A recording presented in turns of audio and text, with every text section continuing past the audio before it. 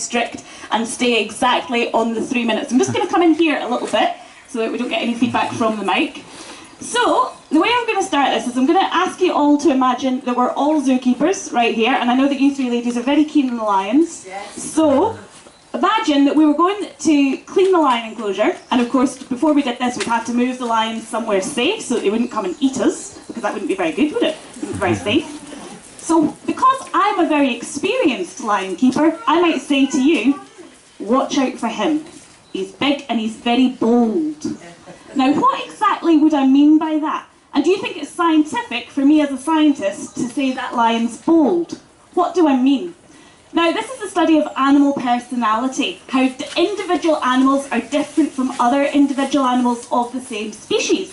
And for a really long time, people thought that it wasn't very scientific to say that. They thought it was something called anthropomorphism, and that means we're taking a human characteristic, like personality, and we're giving it to the animals. And the scientists thought that wasn't the right thing to do. But what I want to teach you today, in my 2 minutes that I have left, is that actually this is really scientific. And the reason is, it all relies on statistics and probability. Now you're probably sitting there thinking, oh, maths, this isn't good. But actually you all have a really good understanding of this, and you know it instinctively. And I want to prove it to you. So let's say we're going back into that enclosure and I'm telling you, don't go near that lion, he's very bold. Does that help you if you've only ever met one lion in your life? How do you know what a bold lion is? Do you know that versus any other lion? You've never met another lion. It could be a really bold lion and you wouldn't know what that meant.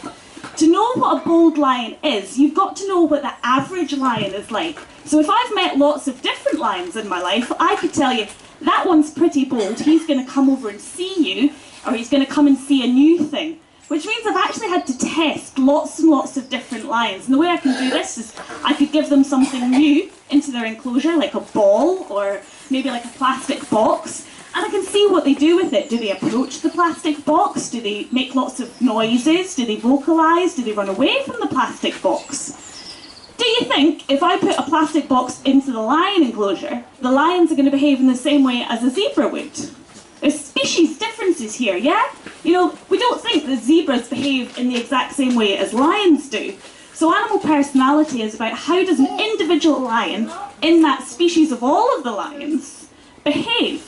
And we need to know what the average animal is like to know what the personality of an individual is like, because we have to know how is it going to be different from the average lion. And that's really, that's all that is probability. That's how likely is this lion going to behave if we put it into a certain situation. So you actually all understand quite a lot about statistics without even knowing it, because you understand what probability is. You understand that it's unlikely that I'm going to be able to go into that lion enclosure and walk through it without the lions coming to see me, because I've told you those lions are bold. If you think about it, like the lions have been given a set of loaded dice, and every time they throw those dice to tell them what they're going to do in life, the one behaviour comes up more often than the others. That's simply what animal personality is. It's that some behaviours are going to happen more often than others. So I hope you learned a little something today about what animal personality is. And if you are interested in it, I can hang around and talk to you a little bit longer, because I think it's a fascinating science. It's what I've studied for many years now, and I absolutely love it. So thank you very much for your attention, ladies and gentlemen. It's been a pleasure talking to you.